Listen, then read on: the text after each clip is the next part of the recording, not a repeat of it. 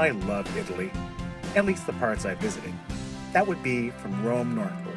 Southern Italy, you're next. But the one place I feel especially drawn to, the place I find myself returning to year after year, is Florence. Perhaps it's the fact that Florence was an artistic and cultural focal point from which the Renaissance radiated across the rest of the Western world. All I know is that I love the place. Now, one of my favorite things to do when I'm here is to watch Florence wake up. I love to watch her wake up as the sun rises to kiss each building and stir the city to life. I think you'll see what I mean.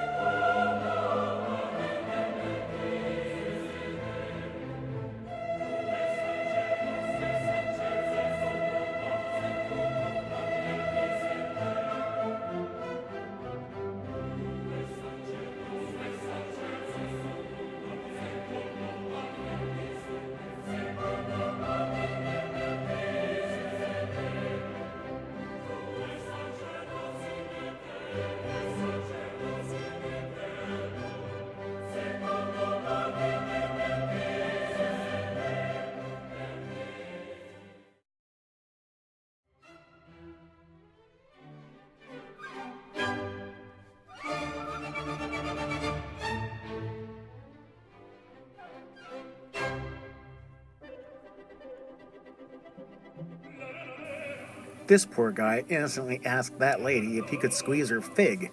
Sheesh.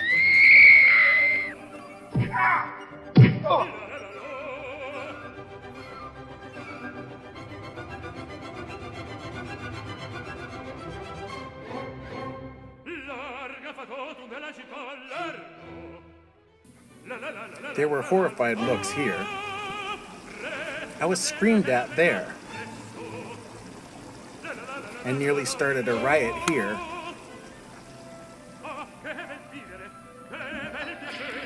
And eventually, law enforcement got involved. At least they got to ride in the back of this really cool SUV.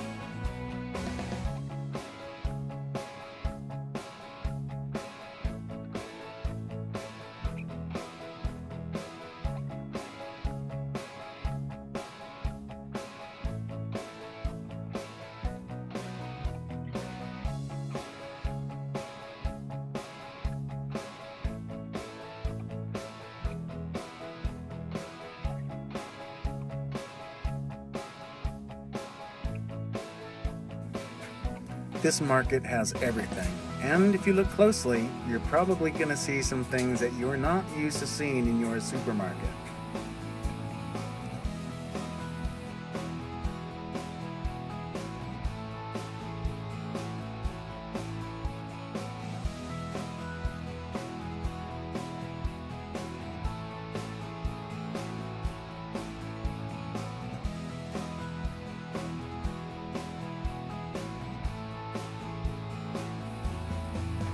And if you're in the market, you have to stop at Nebroni, one of my favorite places for a sandwich. And believe me, the lines are long, so get there early.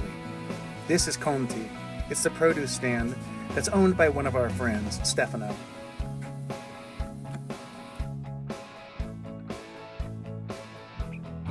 So your family's been here in the market since when? 1920. 1920.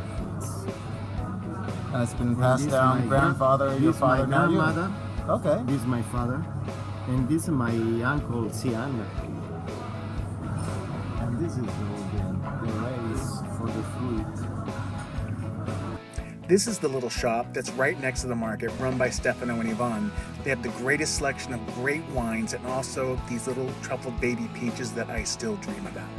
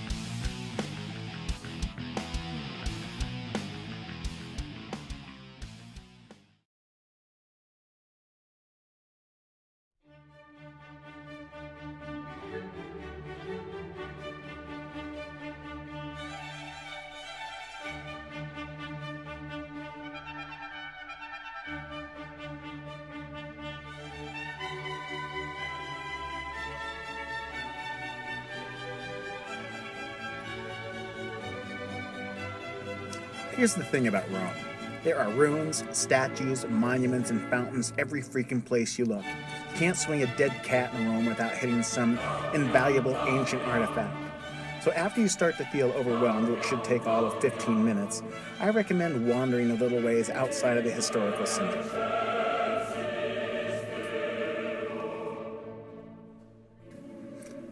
This is Il Mercato Testaccio, and it's almost all locals. I think you'll love it.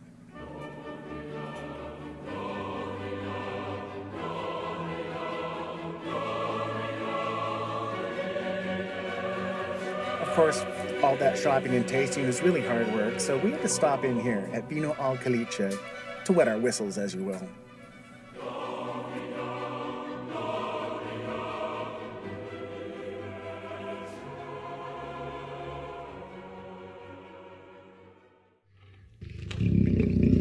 I had a little problem at the Boca della Verità.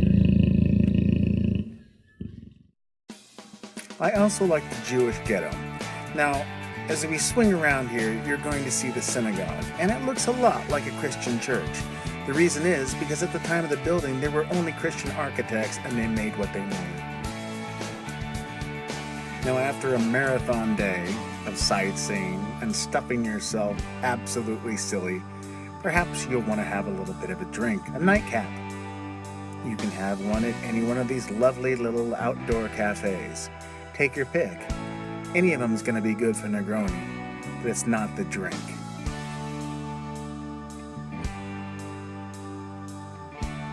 It's the view.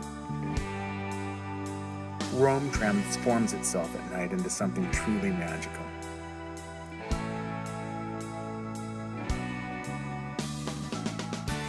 Of course, during the day, it ain't so bad either.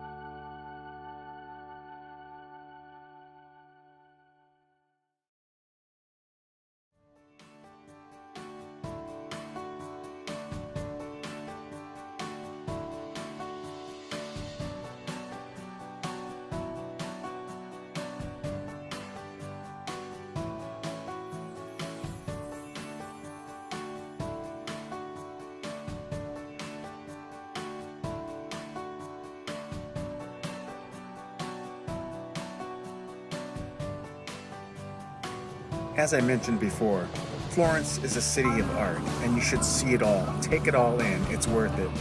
But you pay a price. There is a specific penance you pay. And it's this. My only problem is I had become one of these people in order to get this shot. So I became what I absolutely loathed. I was part of the problem. Which basically ended up making me feel sort of like this. But don't worry, you don't have to see all the statues in the historical center. All you have to do is walk through some of the neighborhoods, and it's everywhere. It's on the buildings, in front of a pharmacy, in front of a grocery store. And if it's not on the buildings, it's the building itself.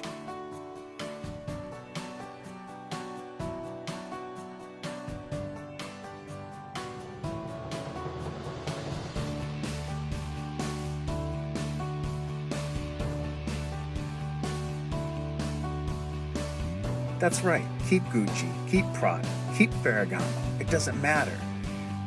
Poke your head into a little shop. Don't be afraid to talk to the shop owners. These are real artisans and craftsmen.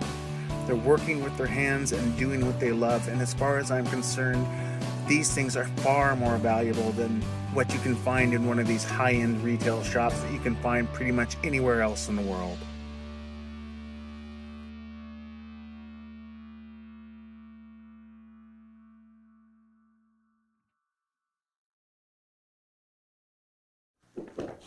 A quick piece of advice. If you, say, have a bad knee, perhaps you should inquire of your host whether or not your apartment that you're renting is at the top of a 4th floor walk-up. It could pose some problems.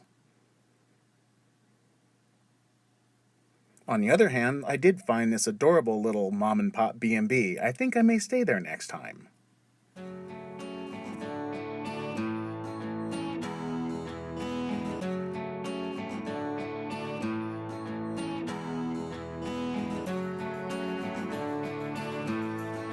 It may sound a little cliche, and I really don't care.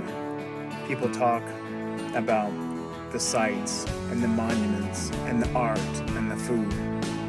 But when it comes down to it, it's about the people you meet and the relationships you form and the friendships you make that last a lifetime. And it's the reason I will keep going back.